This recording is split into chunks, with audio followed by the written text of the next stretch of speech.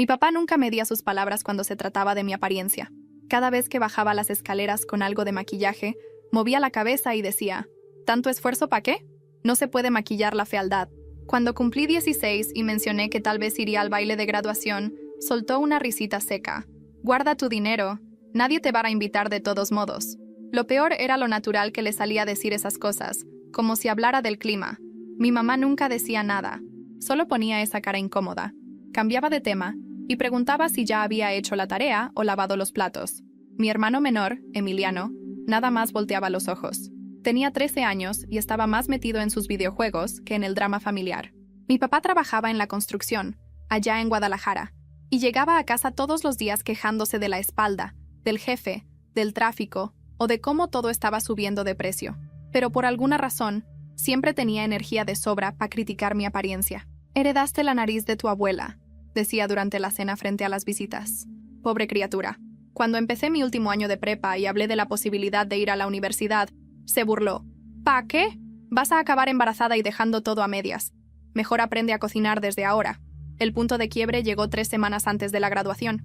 Había sido aceptada en una universidad comunitaria de Zapopan y me dieron una beca parcial por mis calificaciones. Estaba tan emocionada que imprimí la carta y la dejé sobre la mesa de la cocina para que todos la vieran. Cuando mi papá llegó y la leyó, ni siquiera me felicitó. Solo me miró y dijo, «Ir a la universidad no te va a arreglar la cara. Igual vas a ser demasiado fea para conseguir marido. Mejor aprende un oficio donde no tengas que ver gente». Esa noche le marqué a mi amigo Javier, del laboratorio de química. Habíamos sido compañeros todo el semestre, y era de esos chavos buena onda que tratan bien a todo el mundo. Nunca me hizo sentir rara ni fuera de lugar como los demás. ¿Quieres ayudarme a probar que mi papá está equivocado en algo?, le pregunté. Ni siquiera preguntó qué era antes de decir, «Sí, claro». El plan era simple. Javier vendría a cenar el domingo y fingiría ser mi novio.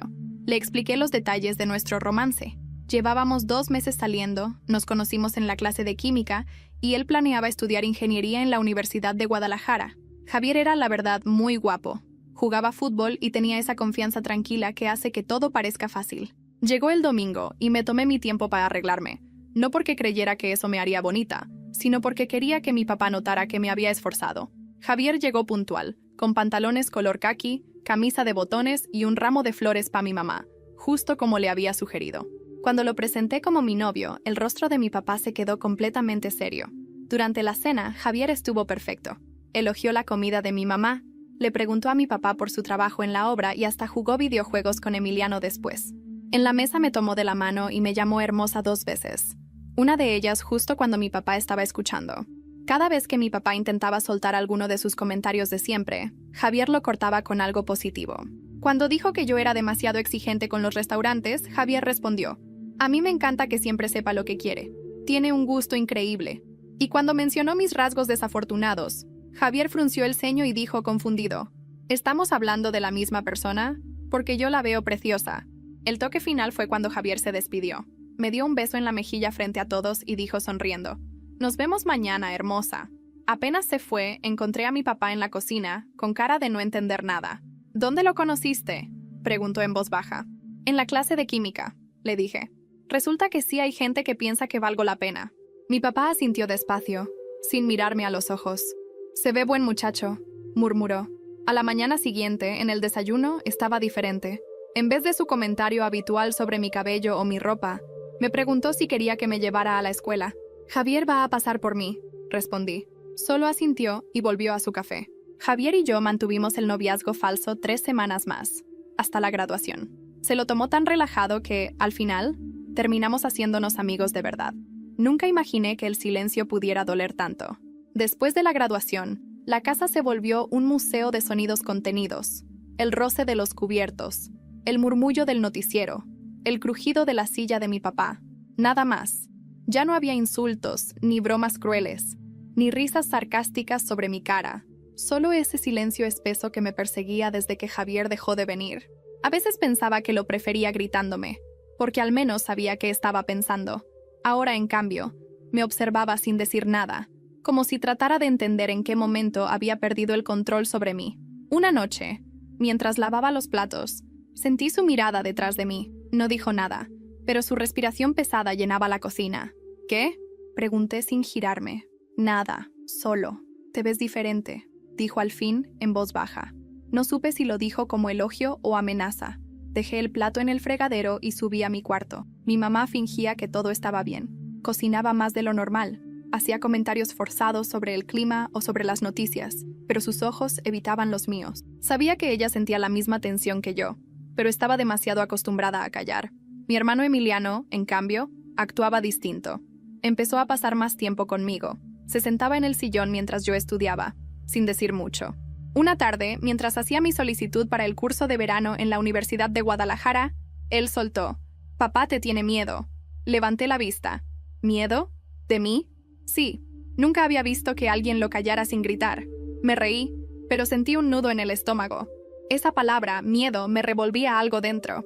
Durante años él había sido el centro del universo familiar, el que decidía quién valía y quién no. Y de pronto, yo me había convertido en su punto ciego. 3 días después, recibí la llamada de la universidad.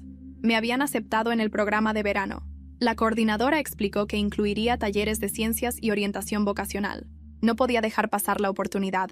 Cuando colgué, mi corazón latía tan rápido que por un segundo olvidé respirar. «¿Qué pasa?», preguntó mi mamá desde la sala.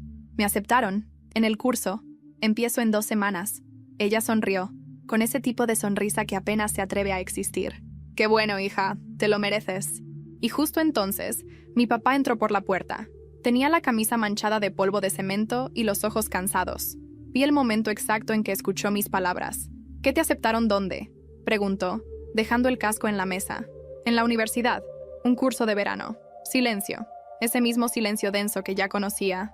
Se sirvió agua, bebió despacio y al fin murmuró: «Haz lo que quieras». Esa frase, dicha en otro tiempo, me habría dolido, pero ahora sonaba como rendición. No discutí, solo asentí. Subí a mi cuarto y empecé a empacar, aunque aún faltaban días. Las siguientes noches fueron extrañas. Mi papá se quedaba más tiempo viendo televisión y en ocasiones abría la boca para decir algo, pero se detenía. Una noche me encontré a mi mamá en la cocina, limpiando sin razón. «¿Por qué estás tan nerviosa?», le pregunté. «Tu papá no está acostumbrado a que las cosas cambien», dijo. «Yo tampoco, pero igual van a cambiar». El día que me fui, amaneció nublado. Emiliano me ayudó con la mochila y mis cajas. «Avísame cuando llegues», me dijo, abrazándome rápido, como si alguien pudiera verlo. Mi mamá me abrazó más fuerte, sin palabras. Mi papá no bajó. Cuando el taxi ya arrancaba, lo vi asomarse por la ventana, su sombra detrás de la cortina. Ni un gesto, ni una despedida. Cerré los ojos. No quería que ese fuera el último recuerdo de mi casa, pero lo fue. El trayecto hasta Guadalajara se sintió eterno. Cada curva del camino era un pensamiento que no sabía cómo soltar. Llegué al pequeño cuarto que había rentado, con una cama, un ventilador y una ventana que daba a una azotea. Olía a pintura nueva y soledad. Dejé mis cosas, me senté en el suelo y lloré. No de tristeza, sino de algo parecido a alivio. Esa noche, mientras intentaba dormir, escuché mi propia respiración y comprendí algo. El silencio ya no dolía. El silencio era mío, pero justo cuando empezaba a sentir paz, el teléfono vibró sobre la mesa. Era un número desconocido de Zapopan. Contesté sin pensar. «¿Hola?» Una voz masculina, grave, respondió. «¿Eres tú? ¿La chica que fue al curso de verano? Necesitamos hablar contigo. Es sobre tu inscripción». La llamada terminó con una frase que me dejó helada. «Tu nombre salió repetido en otro expediente. Alguien más se inscribió con tus datos». No pude dormir esa noche. Cada vez que cerraba los ojos, escuchaba la voz del hombre del otro lado del teléfono repitiendo lo mismo. «Tu nombre salió repetido». ¿Repetido? ¿Cómo era posible? Apenas había llenado los formularios una vez. Lo había hecho en mi computadora, desde la casa, con la conexión lenta de siempre. A las 6 de la mañana ya estaba vestida, con los papeles en la mano. Tomé el primer camión rumbo a la universidad, mi mochila en las rodillas y un nudo en el estómago. El aire olía a pan recién hecho y gasolina, esa mezcla extraña que solo huele así en Guadalajara. Durante el trayecto repasé mentalmente mis datos. Nombre, CURP, dirección, todo. No había manera de que alguien los tuviera. ¿Sería un error del sistema? ¿O alguien lo había hecho a propósito? En la oficina de admisiones me recibió una mujer joven, con cara de no haber dormido. ¿Tú eres la chica del duplicado?, preguntó sin mirarme mientras revisaba en la computadora. «Sí, me llamaron anoche». «Ajá, aquí estás. Y aquí también». Giró la pantalla hacia mí. 2 formularios idénticos. Mis datos, mi CURP, mi dirección. excepto por una cosa.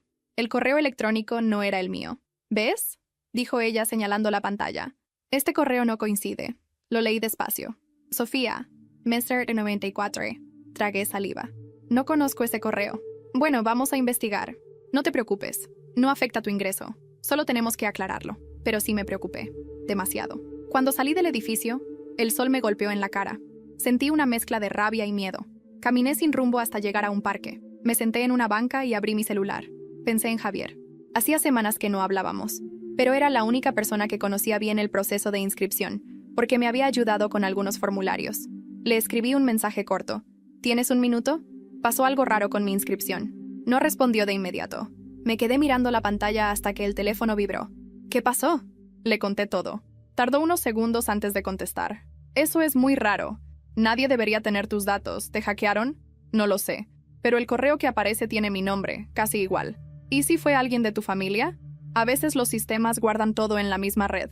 Su mensaje me hizo fruncir el ceño. ¿Mi familia? Nadie en casa sabía ni siquiera usar bien el correo electrónico.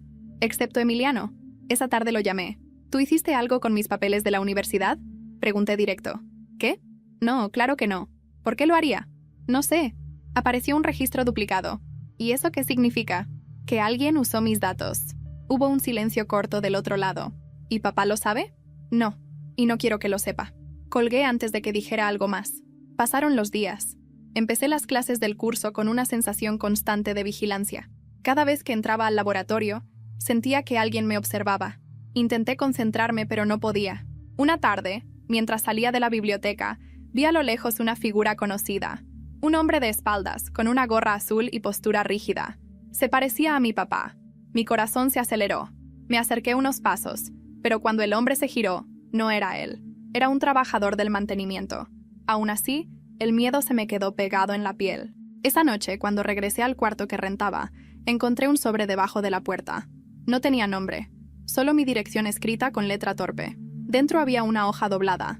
Decía: no todos en tu familia quieren que te vayas tan lejos. Sentí que el piso se me movía. Me senté en la cama, con la nota en la mano, leyendo una y otra vez esa frase. No tenía firma, no tenía origen. Lo primero que pensé fue en mi papá. Pero luego recordé la voz temblorosa de mi mamá cuando me abrazó al irme. Ella no lo haría. ¿Entonces quién? Tomé una foto de la nota y se la mandé a Javier. ¿Qué hago? Tardó en responder. Ignóralo, puede ser una broma. No lo creo. Mira, si quieres paso mañana por ti. No me gusta que estés sola. Acepté. No tanto por miedo, sino porque necesitaba hablar con alguien en persona. Al día siguiente, Javier me esperó afuera del edificio con su moto. Llevaba esa sonrisa tranquila que siempre me desarmaba. ¿Lista?, preguntó, ofreciéndome el casco. Más o menos. Vamos, te invito a un café. Durante el trayecto, el viento me golpeaba el rostro. Por primera vez en días, respiré hondo. Nos sentamos en una cafetería cerca del campus. Le mostré la nota. Javier la leyó en silencio. ¿Reconoces la letra?, preguntó. No. ¿Y si la guardas? Puede servir de prueba si pasa algo más. Asentí. La doblé y la guardé en la bolsa de mi mochila. Mientras hablábamos, mi celular vibró. Era un mensaje de Emiliano. Solo decía: no vengas a casa este fin de semana. Papá está raro. Muy raro. Se me heló la sangre. ¿Qué pasa?, preguntó Javier notando mi cara. No lo sé, pero algo no está bien. Salimos de la cafetería sin decir mucho más. El cielo se había puesto gris. Caminamos en silencio hasta la esquina, y justo cuando estaba por subir a la moto, sentí el teléfono vibrar otra vez. Era otro mensaje, esta vez sin número identificado. Solo una frase, idéntica a la del papel. Te dijimos que no te alejaras. No recuerdo haber sentido tanto miedo desde niña. Esa noche, el mensaje no me dejaba en paz. Te dijimos que no te alejaras. Leí esas palabras tantas veces que casi podía escucharlas susurradas en mi oído. Apagué el celular, pero la frase seguía resonando en mi cabeza, como un eco que no encontraba salida. Intenté dormir, pero cada sonido del edificio me hacía saltar. El zumbido del refrigerador, el golpe del viento en la ventana, los pasos del vecino en el pasillo. Todo me parecía una amenaza. Al final, me quedé dormida a eso de las 3 de la mañana, con las luces encendidas y la nota guardada bajo la almohada. Al despertar tenía un mensaje nuevo de Javier. ¿Estás bien? Si quieres, paso por ti antes de clases. Contesté: sí, estoy bien, no te preocupes. Mentí. No estaba bien, pero tampoco quería parecer débil. Ese día en la universidad no pude concentrarme. El laboratorio olía a cloro y metal caliente, y el profesor hablaba de fórmulas que no lograba seguir. Sentía la mirada de alguien detrás de mí, aunque cada vez que giraba nadie me observaba. En el almuerzo me senté sola bajo un árbol. Mi mente giraba entre dos posibilidades. O alguien estaba tratando de asustarme, o alguien de verdad no quería que siguiera estudiando. Y ambas opciones dolían. Esa tarde decidí llamar a mi mamá. Cuando escuché su voz, sonaba cansada, pero aliviada de oírme. «¿Cómo estás, hija?» «Bien, más o menos. ¿Te está gustando el curso?» «Sí, pero ¿ha pasado algo con papá?» Emiliano me escribió. Hubo un silencio largo, tan largo que pensé que la llamada se había cortado. «Tu papá ha estado extraño», dijo al fin, callado más de lo normal. A veces se queda mirando la puerta, como esperando que alguien llegue. ¿Esperando a quién? No sé, pero ayer dijo algo que me dejó helada. ¿Qué dijo?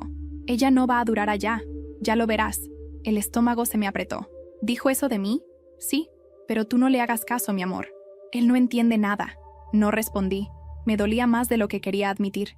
Colgué y me quedé un rato mirando la pared del cuarto. Entonces recordé algo.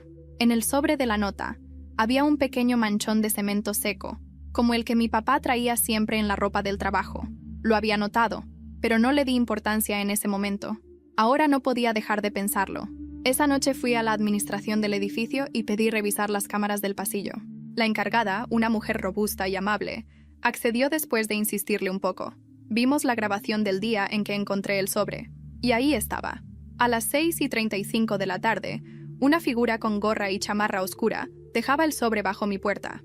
No se veía el rostro, pero la forma de los hombros, la manera de caminar, me resultaban terriblemente familiares. ¿Puedes acercar la imagen?, pregunté con la voz temblorosa. Ella lo hizo. No se veía la cara, pero sí algo en la mano. Un casco de construcción blanco. Salí del cuarto de cámaras sin poder respirar. El aire de Guadalajara se sentía más pesado que nunca. Esa misma noche, Javier insistió en pasar a verme. Llegó con 2 cafés y un gesto preocupado. ¿Qué supiste?, preguntó apenas entró. Le conté todo. ¿Estás diciendo que crees que fue tu papá?, preguntó despacio, como si temiera escuchar la respuesta. No lo sé, pero hay cosas que encajan. El cemento en el sobre, lo que le dijo a mi mamá. Y ahora esto. Javier dejó el café sobre la mesa. ¿Y si lo enfrentas? No quiero volver ahí. Entonces hazlo por teléfono. Al menos sabrás si fue él. Tenía razón. No podía seguir con esa duda devorándome. Tomé el celular. Mis dedos temblaban mientras marcaba. Mi papá contestó al segundo timbrazo. ¿Qué pasa? Su voz sonaba seca. Habitual. Quiero preguntarte algo. Dime, ¿tú mandaste una nota a mi cuarto? Silencio. ¿Qué nota? Una hoja. Decía que no todos en la familia querían que me alejara. Otra pausa. Más larga. Yo no mandé nada. Pero si alguien lo hizo, seguro fue por tu bien. Mi corazón dio un vuelco. ¿Por mi bien? ¿Por asustarme acaso? No. Por protegerte. ¿Protegerme de qué? Su respiración se escuchó al otro lado de la línea, pesada, irregular.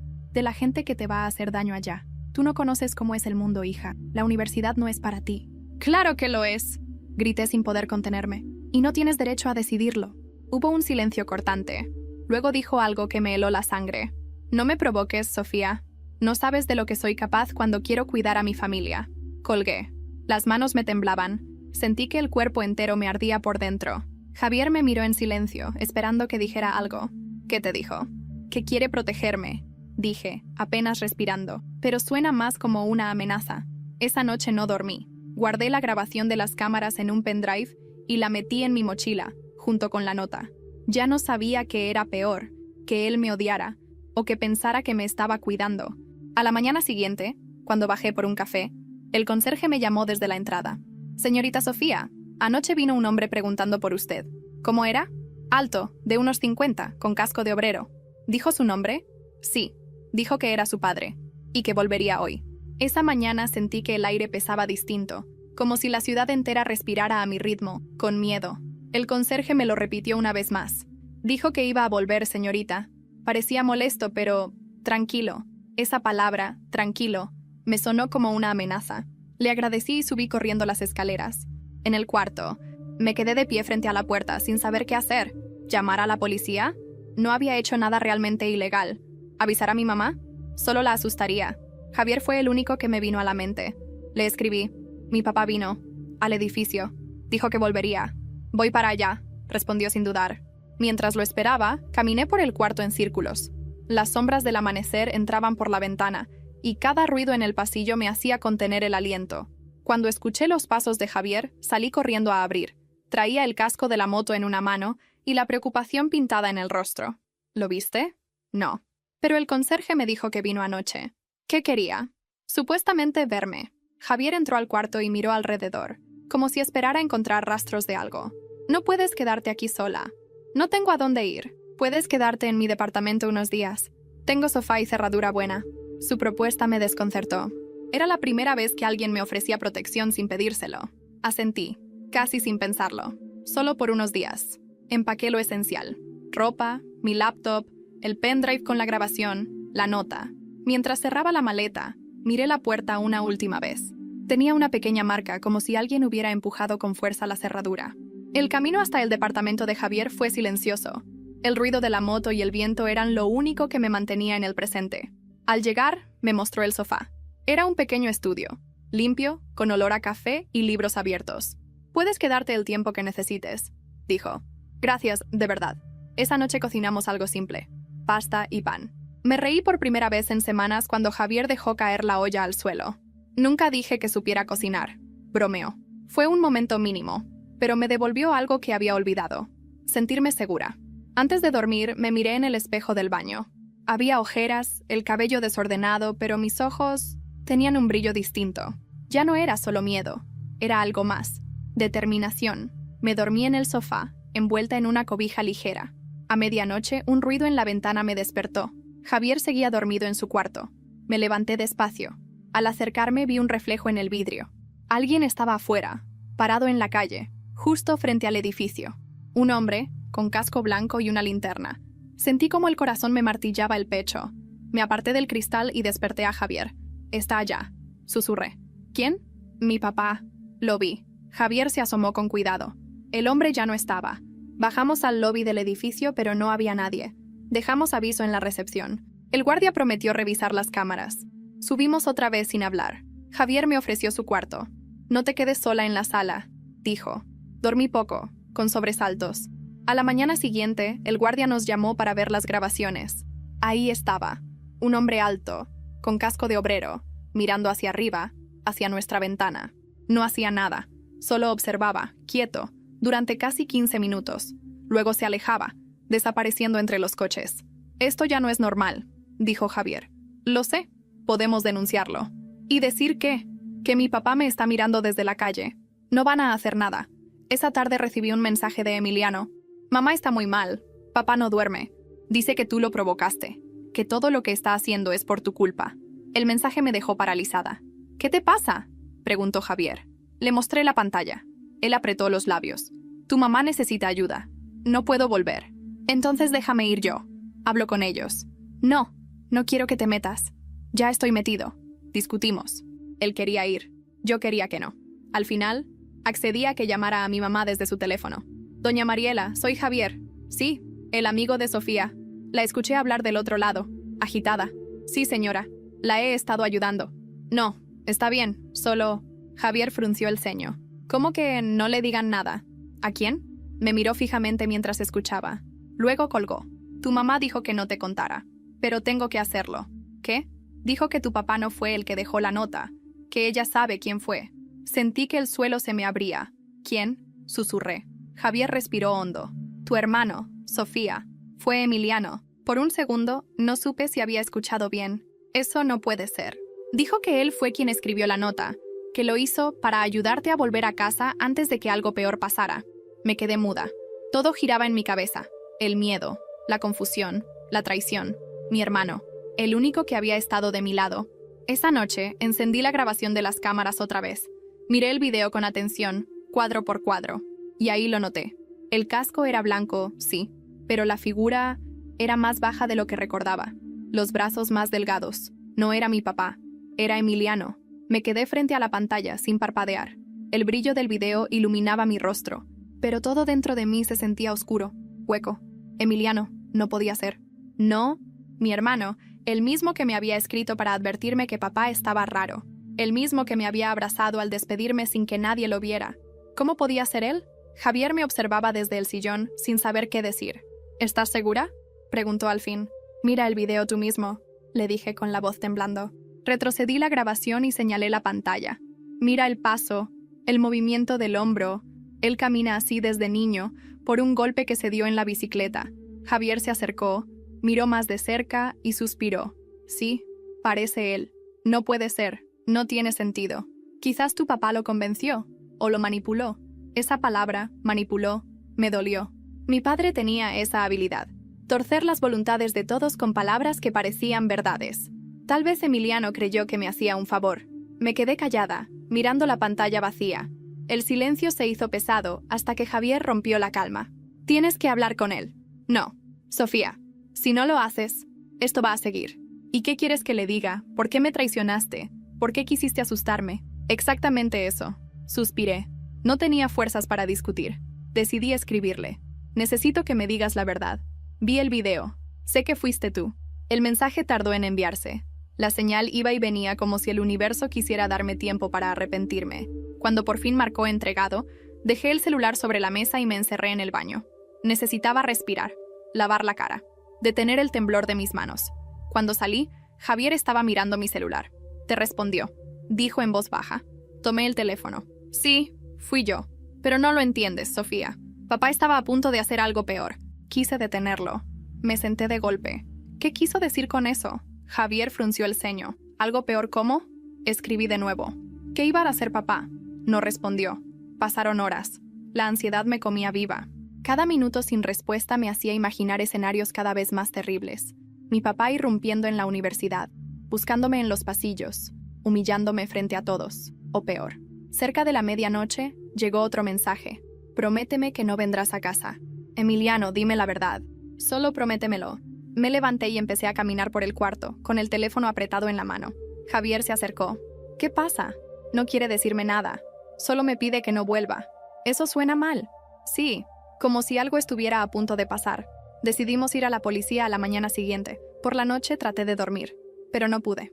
Cada ruido, cada sombra en el techo, me recordaba que algo estaba roto en mi familia. A las 3 de la madrugada, mi celular vibró de nuevo. Era un audio de Emiliano. Lo abrí con los dedos fríos. Su voz sonaba temblorosa, casi llorando. Sophie, no sé cómo decirte esto. Mamá está tratando de mantenerlo calmado, pero papá encontró tus papeles del curso, tus calificaciones, y dice que eso no puede ser tuyo, que alguien más lo hizo por ti. Está fuera de sí. Anoche golpeó la mesa y rompió un vaso. Dijo que si no volvías iba a venir a buscarte él mismo. No le digas que te conté, por favor. El audio se cortó con un ruido, como un golpe seco. Y luego, nada. Javier me miró con el rostro pálido. Esto ya es demasiado. Tengo que ir. No, ni lo pienses. Javier, es mi hermano. Algo pasa allá. Precisamente por eso no puedes ir. Si no voy, él va a venir. Prefiero encontrarlo allá que tenerlo aquí afuera. Discutimos, pero mi decisión estaba tomada. Empaqué mis cosas. Javier me acompañó hasta la terminal. El amanecer teñía el cielo de un gris cansado. Antes de subir al autobús, me tomó la mano. Prométeme que si algo se pone mal, me llamas.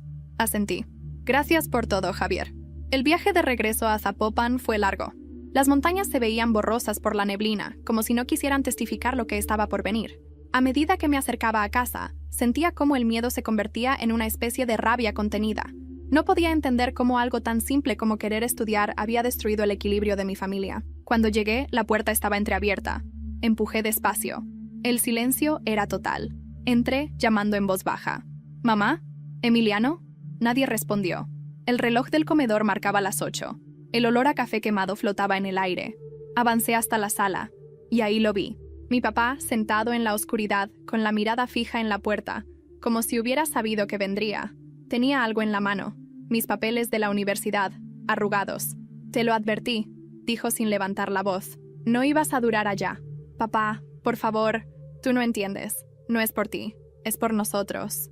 Mi garganta se secó. Intenté responder, pero su mirada me detuvo. Era una mezcla de furia y tristeza. Una tormenta que no sabía hacia dónde estallaría. ¿Dónde está Emiliano?, pregunté. Su respuesta fue un susurro. Ya entenderás. Y antes de que pudiera moverme, escuché el sonido metálico de una cerradura al girar detrás de mí. Alguien había cerrado la puerta. Desde afuera, la puerta se cerró detrás de mí con un golpe seco, tan fuerte que sentí como el sonido me atravesaba el pecho. Me quedé inmóvil. Frente a mí, mi papá seguía sentado en la penumbra, con mis papeles arrugados entre los dedos. No parpadeaba, solo me miraba. ¿Qué hiciste, papá?, pregunté con la voz entrecortada. Él no respondió. Se levantó despacio. El crujido de la silla sonó como un quejido. Sabía que ibas a volver, dijo al fin, con un tono que mezclaba alivio y furia. Sabía que no podrías vivir lejos. No volví por ti. Volví por mamá. Y por Emiliano. No mientas, interrumpió golpeando la mesa con el puño. Volviste porque sabías que tenías que hacerlo. Aquí es donde perteneces. Dio un paso hacia mí. Retrocedí instintivamente. El aire olía a polvo y a café viejo. Había algo distinto en su mirada, algo que no recordaba haber visto antes. Miedo. ¿Dónde está Emiliano?, pregunté, alzando la voz. Está en su cuarto, respondió, y por un segundo pareció dudar. Pero no te conviene hablar con él ahora. ¿Por qué? Porque tú lo pusiste contra mí, igual que a todos. El silencio que siguió fue insoportable. Oí pasos en el pasillo. Giré la cabeza y ahí estaba Emiliano, con la cara pálida, los ojos hinchados de no dormir. «Sophie», murmuró, «no debiste venir». Mi padre se giró hacia él, furioso. «Te dije que no le hablaras», gritó, arrojando los papeles al suelo. «Papá, basta», respondió mi hermano temblando. «No le estás haciendo ningún bien. ¡Cállate!». Esa palabra retumbó en la casa como un trueno. Vi a mi madre asomarse desde la cocina, con las manos temblando. «Por favor», susurró ella, «no empiecen otra vez». Pero ya era tarde. Mi padre avanzó hacia Emiliano, que retrocedió hasta chocar con la pared. Yo me interpuse. «¡Párate ahí!», le grité. «Ni un paso más». Por primera vez, vi algo quebrarse en sus ojos. No estaba acostumbrado a que le hablara así. «¿Qué te pasó allá?», dijo con una mueca amarga. «¿Te crees superior ahora?». «No, papá», le respondí. Solo dejé de tener miedo. Nos quedamos frente a frente. Podía sentir su respiración. Detrás de él, mamá sollozaba en silencio. Emiliano, con los puños cerrados, parecía a punto de explotar. Fue entonces cuando mi padre hizo algo que no esperaba. Empezó a llorar, lentamente, sin fuerza, como un niño perdido. «No entiendes», dijo entre sollozos. «Todo esto era por tu bien». «¿Por mi bien?», repetí, incrédula. «¿Destruirme a palabras fue por mi bien? Quería que fueras fuerte, que nadie te humillara, que no dependieras de nadie. Y lo lograste», le interrumpí, con la voz rota. «Ya no dependo de ti, pero tampoco te tengo». El silencio que siguió fue absoluto. Mi madre se acercó despacio, poniendo una mano sobre el hombro de mi padre. «Roberto, ya basta», le dijo en voz baja. «La perdiste hace años y no te diste cuenta». Mi padre levantó la mirada hacia ella, desconcertado. «¿La perdí?». «Sí, el día que la hiciste creer que no valía nada». Él se derrumbó en la silla, agotado. Emiliano se acercó a mí con los ojos húmedos. «Yo lo hice, Sophie. Fui yo quien dejó la nota». «Ya lo sé», susurré. «Quería asustarte, sí, pero solo para que no vinieras. Tenía miedo de que él te hiciera algo». «¿Algo como qué?». Mi hermano bajó la mirada. «Lo escuché decir que si te negabas a volver, iba a buscarte. Que te iba a traer de vuelta como fuera». Las palabras me helaron la sangre. Me quedé mirando a mi padre, que ahora tenía las manos cubriéndose el rostro. Por un instante sentí compasión, pero duró poco. Me di la vuelta, recogí mi mochila del suelo y caminé hacia la puerta. «¿A dónde vas?», preguntó mi madre, alarmada. «A donde debí haber ido hace años», respondí. Abrí la puerta y salí. El aire de la calle me golpeó el rostro. Era cálido, denso, pero respirable. Caminé sin rumbo por las calles vacías de Zapopan, con el sol cayendo sobre los techos bajos. Por primera vez, no tenía un plan. Solo sabía que no podía seguir ahí. Esa noche, dormí en un hostal barato cerca de la central. Lloré hasta quedarme sin lágrimas, pero al amanecer sentí algo distinto, una calma nueva. La familia que había dejado atrás ya no era la misma, y yo tampoco. A media mañana, mi teléfono vibró. Era un mensaje de un número desconocido. Solo decía: «Tu papá fue llevado al hospital. Se desmayó después de que te fuiste». Me quedé mirando la pantalla durante varios segundos, sin saber si correr o no moverme jamás. Cuando vi el mensaje, sentí que el corazón me dio un vuelco. Hospital. Esa palabra me perseguía desde niña, siempre asociada al miedo. Tomé aire. No sabía si correr, si llamar, si fingir que no lo había leído. Pero la verdad es que, a pesar de todo, seguía siendo mi papá. Y en ese instante, el rencor se mezcló con algo que no quería admitir: preocupación. Llamé a mi mamá. Contestó al tercer timbrazo, la voz quebrada. «Está estable», dijo antes de que yo preguntara. Le dio un colapso nervioso. «¿Dónde están?» «En el Hospital Civil de Guadalajara». «Voy para allá». «No, Sofía», susurró. No te conviene venir. Ya voy en camino, mamá. Colgué antes de escuchar su respuesta. El autobús hasta Guadalajara me pareció interminable. Miraba por la ventana sin ver nada, mientras el paisaje cambiaba de pueblos polvorientos a avenidas congestionadas. Pensaba en todo lo que había pasado en los últimos días, en las palabras de Emiliano, en la mirada vacía de mi padre cuando me dijo que todo era por mi bien. ¿Qué significaba bien para él? ¿Obedecer, callar, desaparecer? Al llegar al hospital, el olor a desinfectante me revolvió el estómago. En la sala de espera estaba mi madre, con los ojos hinchados. «No tenías que venir», dijo apenas me vio. «No iba a quedarme lejos», le respondí. Nos abrazamos. Su cuerpo temblaba. «Está dormido». Lo sedaron. Nos quedamos en silencio unos minutos. El tic-tac del reloj parecía marcar el ritmo de una historia que ya no tenía arreglo. Cuando por fin pude entrar al cuarto, lo vi acostado, pálido, con cables en los brazos y un monitor que pitaba lento, como si cada sonido fuera un recordatorio de que aún estaba ahí. Me acerqué despacio. Sus manos, grandes, curtidas, parecían ahora las de un anciano. Por primera vez, no sentí miedo de él, solo una tristeza profunda. Me senté a su lado y susurré. «No sé si vine por ti o por mí, pero estoy aquí». No abrió los ojos, pero una lágrima le corrió por la mejilla. Pasaron 2 días. Yo dormía en las sillas del pasillo, mientras mi madre iba y venía entre los doctores. Emiliano no apareció hasta el segundo día, con la cara llena de culpa. «No pude dormir», dijo. «Todo esto es por mi culpa». «No digas eso», le respondí. «Nadie puede con lo que él trae dentro». «Es que», titubeó. Antes del colapso, lo escuché hablando solo. «¿Qué decía?» «Decía tu nombre». Repetía. «No la supe cuidar, no la supe cuidar». Sus ojos se llenaron de lágrimas. «¿Y tú crees que eso cambia algo?», pregunté. «No, pero tal vez lo entiendas». Quise enojarme, pero no pude. Había demasiado cansancio, demasiadas heridas abiertas. Cuando por fin dieron de alta a mi padre, estaba más tranquilo. No habló mucho. Solo dijo que necesitaba tiempo. No me pidió perdón. No lo esperaba. Pero antes de que nos fuéramos, me pidió algo que no supe cómo interpretar. «¿Podemos desayunar juntos algún día?», preguntó con voz débil. Asentí. No porque lo hubiera perdonado, sino porque quería cerrar el ciclo sin odio. Esa semana volví a Guadalajara. El curso de verano estaba terminando, y tenía que presentar el proyecto final. El día de la exposición, mientras explicaba mi trabajo sobre química orgánica, sentí algo nuevo. Orgullo. Por primera vez, no buscaba aprobación. Solo quería hacerlo bien para mí. Al salir, Javier me esperaba afuera con 2 cafés. «Sabía que vendrías», me dijo sonriendo. «¿Cómo supiste?» «Porque no te rendes, Sofía. Nunca lo haces». Nos sentamos en el jardín del campus, viendo cómo el sol bajaba detrás de los edificios. Le conté lo del hospital, sin adornos. Él escuchó en silencio. «A veces los padres no saben amar», dijo al final. «Confunden cuidar con controlar». «Sí, pero el daño sigue ahí. El daño no desaparece, pero cambia de dueño. Antes era de él. Ahora es tuyo, y puedes decidir qué hacer con él». Sus palabras se me quedaron grabadas. Esa noche, de regreso en mi cuarto, abrí el cuaderno donde había empezado a reescribir las frases de mi papá. Fea, diferente, mandona, decidida, desobediente, libre. Mientras escribía, sentí algo romperse dentro de mí. No era tristeza, era alivio. Pero justo cuando iba a cerrar el cuaderno, el teléfono vibró. Un mensaje nuevo. Era de un número desconocido.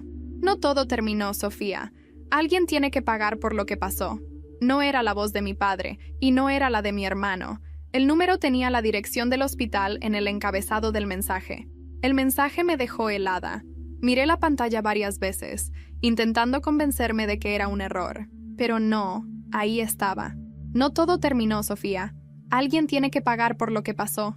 Y debajo, el nombre del hospital. Sentí que el suelo se movía. No era la letra de mi papá ni de Emiliano. Tampoco parecía una broma. La forma en que estaba escrito era seca, sin acentos ni emojis, como si lo hubiera enviado alguien que sabía exactamente lo que decía. Lo primero que hice fue llamar a mi mamá. No respondió. Luego marqué a Emiliano. Nada. Respiré hondo y marqué a Javier. Contestó casi al instante. «¿Qué pasó?», preguntó, notando mi voz alterada. «Recibí un mensaje.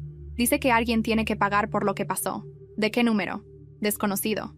Pero aparece la dirección del hospital. Voy para allá», dijo sin pensarlo. «No, espera». Pero ya había colgado. No sabía si sentir alivio o miedo. Caminé por la habitación de un lado a otro, con el celular apretado en la mano. Habían pasado solo 3 días desde que mi papá salió del hospital. ¿Qué podía haber pasado ahora? Media hora después, Javier llegó en su moto. ¿Tienes el mensaje?, preguntó sin siquiera saludar. Se lo mostré. Lo leyó varias veces, luego levantó la vista. Vamos al hospital. Le dije que no era buena idea, pero él insistió. Si no vamos, te vas a quedar imaginando lo peor. Tenía razón. El trayecto fue silencioso. El viento me golpeaba la cara y el miedo me apretaba el pecho. Cuando llegamos, el hospital estaba medio vacío. Era domingo por la tarde, y el pasillo olía a cloro y café recalentado. Preguntamos en admisión. Una enfermera nos miró con cansancio. ¿Familia de Roberto Martínez?, preguntó. Sí, soy su hija. La mujer suspiró. Lo dieron de alta el jueves, señorita. No ha vuelto. Entonces, ¿por qué aparece el nombre del hospital en este mensaje? No sabría decirle. Pero si quiere, puedo revisar las cámaras del estacionamiento. Mientras la enfermera buscaba los archivos, Javier se acercó a la ventana. Esto huele raro, dijo en voz baja. ¿Crees que sea él? No. Creo que alguien más está jugando con ustedes. La enfermera regresó con un USB. Aquí está la grabación del viernes. No hay nada más reciente. La conectó a su computadora. Avanzó el video. Y ahí lo vimos. Mi madre, entrando al hospital, sola, el viernes por la tarde. Vestía el mismo suéter azul que usaba cuando estaba nerviosa. No la habían ingresado. No había registros de visita ni cita médica. Solo entró. Y salió 2 horas después con una bolsa blanca en la mano. ¿Qué hacía aquí?, pregunté sin entender. Eso debería preguntárselo usted, respondió la enfermera. Salimos del hospital con el corazón en la garganta. Javier caminaba rápido, con las manos en los bolsillos. ¿Tu mamá te dijo algo de venir aquí? No. Entonces tenemos un problema.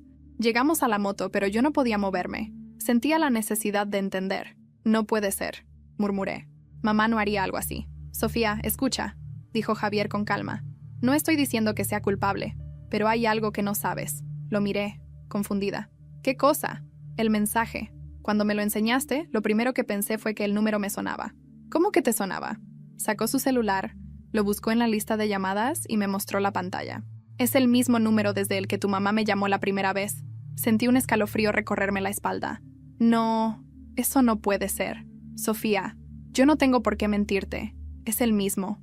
Me quedé en silencio, incapaz de reaccionar. Todo giraba dentro de mí. ¿Por qué mi mamá me enviaría algo así? Ella siempre había sido la que callaba, la que mediaba, la que intentaba mantener la paz. ¿Podía haber cruzado una línea? Esa noche no pude dormir. Le escribí varios mensajes, ninguno con respuesta. Al amanecer decidí volver a Zapopan. Javier insistió en acompañarme. Cuando llegamos, la casa estaba cerrada. Las cortinas bajas, el portón asegurado con un candado que no recordaba haber visto antes. Golpeé varias veces. ¡Mamá! ¡Emiliano! Nadie contestó. Rodeamos la casa. Por una ventana entreabierta, alcancé a ver algo que me heló la sangre. Una bolsa blanca sobre la mesa, igual a la del video del hospital. Javier me ayudó a entrar. El interior estaba desordenado, como si alguien hubiera buscado algo. Encima de la bolsa, una hoja doblada. La abrí con cuidado. Era la misma letra de mi madre. Decía: hay cosas que no entiendes, Sofía. Lo que tu padre hizo no fue solo contigo, y alguien tenía que detenerlo. La letra terminaba abruptamente, como si la hubiera escrito deprisa. Abajo, en otra tinta, una dirección. Canem 4. Carretera Vieja a Tequila. Me quedé mirando el papel sin comprender. Javier me quitó la hoja con delicadeza. No podemos ir allá solos, dijo. Sí, podemos, le respondí, mirándolo a los ojos. Si mamá me dejó esto, es porque quiere que lo vea. Salimos de la casa sin mirar atrás. El viento levantaba polvo en la calle, y el cielo se nublaba con ese gris metálico que anuncia tormenta. Subimos a la moto. Javier encendió el motor, pero antes de avanzar me tomó la mano. Si algo pasa allá, prométeme que no entrarás sin mí. Asentí. Aunque los dos sabíamos que, si encontraba a mi madre, nada podría detenerme. Y mientras nos alejábamos por la carretera, una sola pregunta me golpeaba la mente una y otra vez. ¿Qué fue lo que mi padre había hecho, no solo conmigo? La carretera vieja a Tequila siempre me había parecido un lugar tranquilo, casi melancólico, con sus curvas rodeadas de agaves y colinas polvorientas. Pero esa tarde, mientras Javier y yo avanzábamos entre el viento seco y las nubes oscuras, todo tenía un aire distinto. No era el paisaje, era la sensación de estar entrando en algo que no debía descubrir. El kilómetro 4 no tenía nada. Un camino de tierra a la derecha, una casa de campo medio abandonada a lo lejos. Javier detuvo la moto. ¿Estás segura de que es aquí? Eso dice la nota. Nos miramos sin hablar. El viento levantaba polvo, y el sonido de los insectos era lo único que rompía el silencio. Avanzamos por el camino hasta llegar a la casa. Las paredes estaban manchadas de humedad y las ventanas cubiertas de tablas viejas. La puerta, sin embargo, no tenía candado. Empujé despacio. El olor a encierro y madera podrida me golpeó de inmediato. El interior estaba casi vacío. Una mesa, una silla rota, una lámpara colgando del techo, y en el suelo, una carpeta de documentos abierta. Me agaché. El primer papel tenía el logotipo de la empresa donde mi papá trabajaba, Constructora Robles & Hijos. Planos, nóminas, listas de materiales y nombres. Entre ellos, uno resaltaba subrayado con marcador azul: Mariela Robles. Mi respiración se cortó. Javier, mira esto. Él tomó los papeles. Tu mamá trabajó para ellos. Nunca me lo dijo. Seguimos revisando la carpeta. Entre los documentos había recibos de depósitos, todos a nombre de mi mamá, con fechas de los últimos años. Esto no tiene sentido, dije. Ella nunca trabajó fuera de casa. Tal vez sí, respondió Javier, mirando los recibos. Tal vez era algo que no quería que supieras. Al final de la carpeta, había una hoja escrita a mano, con la letra temblorosa de mi madre. Roberto no sabe que guardé copias. No puedo permitir que siga con esto. Si me pasa algo, Sofía tiene que ver lo que hay en esta casa. Sentí un escalofrío. ¿Copias de qué?, pregunté, aunque ya temía la respuesta. Revisamos la mesa. Debajo de una tabla suelta, Javier encontró una caja metálica. Dentro había un sobre grande lleno de fotografías. Las extendimos sobre la mesa, una a una. Eran imágenes de obras en construcción, con hombres cargando materiales, algunos sin casco ni medidas de seguridad. En varias de ellas mi padre aparecía al fondo, dando órdenes. En una se veía un accidente, un obrero caído, una ambulancia, un cuerpo cubierto con una lona azul. En otra, el mismo lugar, días después, ya sin rastro del incidente, y detrás de una de las fotos, un mensaje escrito con bolígrafo. Se ocultó la muerte, se firmó el silencio. Me quedé paralizada. Mi madre había descubierto que mi padre había participado en un encubrimiento en la empresa. Algo grave. Por eso lo decía en la nota. Lo que hizo no fue solo contigo. Me apoyé en la pared, sintiendo que las piernas me temblaban. Javier me miraba sin decir nada, intentando procesar lo mismo. Tu mamá descubrió esto, dijo al fin.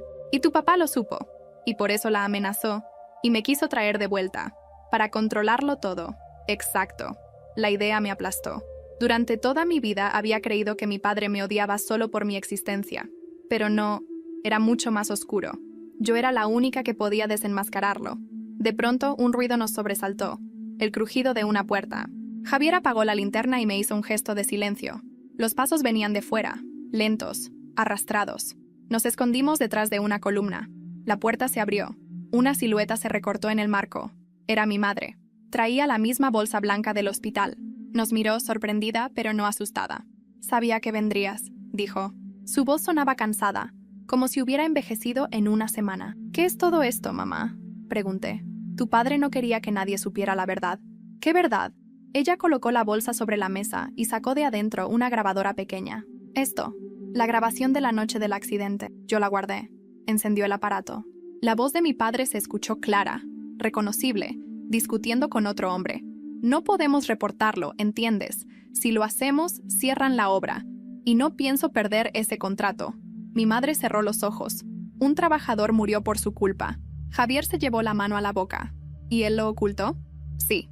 Yo lo descubrí cuando encontré los papeles en su camioneta. Intentó destruirlos, pero guardé copias. Me quedé en silencio. Sentía que el mundo se me venía abajo. Todo lo que había creído sobre mi familia se derrumbaba. No era solo un hombre cruel. Era alguien capaz de mentir para ocultar la muerte de otro ser humano. Mi madre me tomó la mano. Hija, necesito que escuches. ¿Qué? Tu padre sabe que encontré la grabación, y no se va a detener hasta recuperarla. Javier y yo nos miramos. Entonces tenemos que irnos, dijo él. No, dijo mi madre con firmeza. Si me voy, él ganará. En ese momento, escuchamos el sonido de un motor afuera. Las luces de un coche se filtraron por las rendijas de las tablas. Mi madre palideció. Es él. Javier me jaló hacia la puerta trasera. Mi madre metió la grabadora en mi mochila. Si algo me pasa, susurró, no la pierdas. Enséñasela a quien sea, pero no la destruyas. El sonido de la camioneta se acercó. El chirrido de las ruedas sobre la grava retumbó en la noche. Nos escondimos detrás de la casa, agazapados, mientras los faros iluminaban la fachada. Mi madre no alcanzó a salir. Escuché su voz dentro, tensa, firme. Roberto, no hagas una locura. ¿Dónde está?, gruñó él. No sé de qué hablas. Y luego, un golpe. El sonido sordo de algo cayendo. Javier me sujetó del brazo. «No podemos quedarnos». «No», susurré. «Está adentro». Corrí hacia la puerta, pero él me detuvo con fuerza. «Sofía, si entras, te mata a ti también. Es mi madre. Y eres lo único que ella quiere salvar». Las luces del coche siguieron encendidas. Un minuto después, un portazo y el motor arrancó. La camioneta se alejó, perdiéndose en la carretera. Entramos corriendo. La casa estaba en silencio. Mi madre yacía en el suelo con una herida en la cabeza, respirando apenas. «¡Mamá!», grité arrodillándome junto a ella. «¡Corre!», susurró. «No te quedes». Y sus ojos se cerraron. La llevamos al hospital como pudimos. Javier conducía con las manos temblando, el viento nocturno silbando entre los vidrios rotos de la camioneta que habíamos tomado prestada.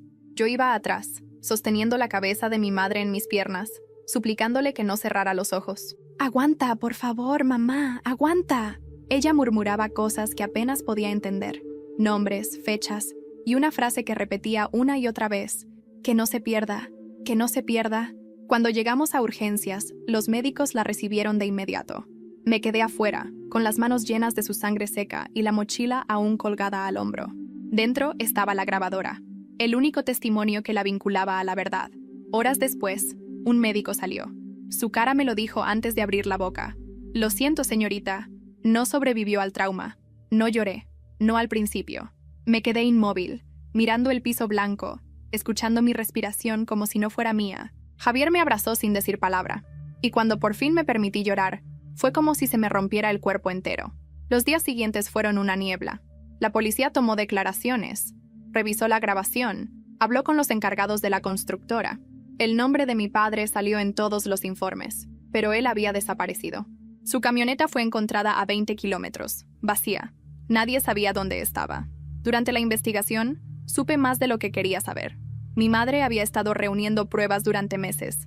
Había testigos, documentos, pagos falsificados. Y todo apuntaba a que él había aceptado dinero para ocultar la muerte del obrero. El accidente que la empresa hizo desaparecer. Yo era la pieza que no debía enterarse, porque su culpa conmigo lo hacía débil. Por eso quiso traerme de vuelta. Por eso me vigiló. Por eso me odiaba tanto. Yo era la única que podía verlo sin miedo. El funeral de mi madre fue pequeño. Solo Emiliano, Javier y yo. Mi hermano no paraba de llorar. «Si no hubiera dejado esa nota», repetía. «Si no hubiera escrito nada, ella estaría viva». «No digas eso», le respondí, tomando su mano. «Mamá eligió lo que hizo. ¿Y papá? Papá ya está muerto», dije sin pensar. No sabía entonces lo literal que sería esa frase. Una semana después, la policía encontró su cuerpo cerca de una cantera abandonada, no lejos de la carretera vieja. No había señales de violencia, solo una botella vacía de whisky y los mismos papeles que había arrancado de la casa. Se había quitado la vida. Cuando me lo dijeron, no supe qué sentir. No había alivio, ni tristeza pura, ni siquiera rabia. Solo una sensación profunda de silencio. Ese mismo silencio que siempre lo había rodeado. Ahora, definitivo. Pasaron meses. El juicio contra la empresa se cerró con una indemnización para la familia del obrero fallecido. Yo entregué todas las pruebas que mi madre había guardado, incluyendo la grabadora. El fiscal me dijo que sin eso, el caso habría quedado en el olvido. Supe que había hecho lo correcto, aunque el precio hubiera sido demasiado alto. Volví a la universidad. Terminé mis estudios. Cada vez que sentía que flaqueaba, abría el cuaderno donde había reescrito las palabras de mi padre, y añadí una última línea, debajo de todas. A veces, para romper un ciclo, hay que dejar que duela. Años después, compré una pequeña casa en Guadalajara. Javier se mudó conmigo. Seguía siendo mi refugio, el único que había estado ahí desde el principio. No éramos pareja en el sentido convencional, éramos algo más sólido que eso. Dos sobrevivientes que aprendieron a respirar sin miedo. Una tarde, mientras organizaba mis cosas, Emiliano vino a visitarme. Había crecido. Ya no era el chico asustado que seguía órdenes. Era un hombre sereno, con una mirada limpia. Traía algo en la mano, una carta. «La encontraron entre las cosas de mamá», me dijo. La abrí. Era su letra. «Si estás leyendo esto, Sofía, significa que lograste entender. No te conviertas en lo que él fue. Perdona cuando puedas, pero no olvides lo que costó llegar hasta aquí. Con amor, mamá». La doblé despacio. Miré a Emiliano. Él sonrió. Y por primera vez, los dos sentimos que ese capítulo de nuestra historia se cerraba. Esa noche, salí al patio con una taza de café. El cielo de Guadalajara estaba despejado. Pensé en mi padre, en su voz, en las frases que me habían marcado. Nadie te va a querer. No sirves para eso. La universidad no es para ti. Cerré los ojos y susurré. Mira lo que logré, papá. Sin ti, pero a pesar de ti. El viento sopló suave, moviendo las hojas del árbol. Y por primera vez sentí que el silencio ya no me pertenecía al miedo, sino a la paz. Sofía Martínez, doctora en Ciencias Químicas, anunció la voz del presentador en el auditorio de la Universidad de Guadalajara. El público aplaudió mientras yo subía al escenario. Entre los asistentes reconocí a Javier y a Emiliano, aplaudiendo con orgullo. Ninguno de nosotros lloró. Ya habíamos llorado todo. Tomé el diploma y miré al público. Pensé en todo lo que se había perdido, en lo que había sobrevivido y en lo que aún quedaba por construir. Y cuando bajé del escenario, sentí que algo dentro de mí finalmente se acomodaba. La vida no me devolvió lo que me quitó, pero me dio algo mejor, la certeza de que incluso en medio del dolor, todavía se puede empezar de nuevo. Y así lo hice, sin miedo, sin su voz, y por fin, libre.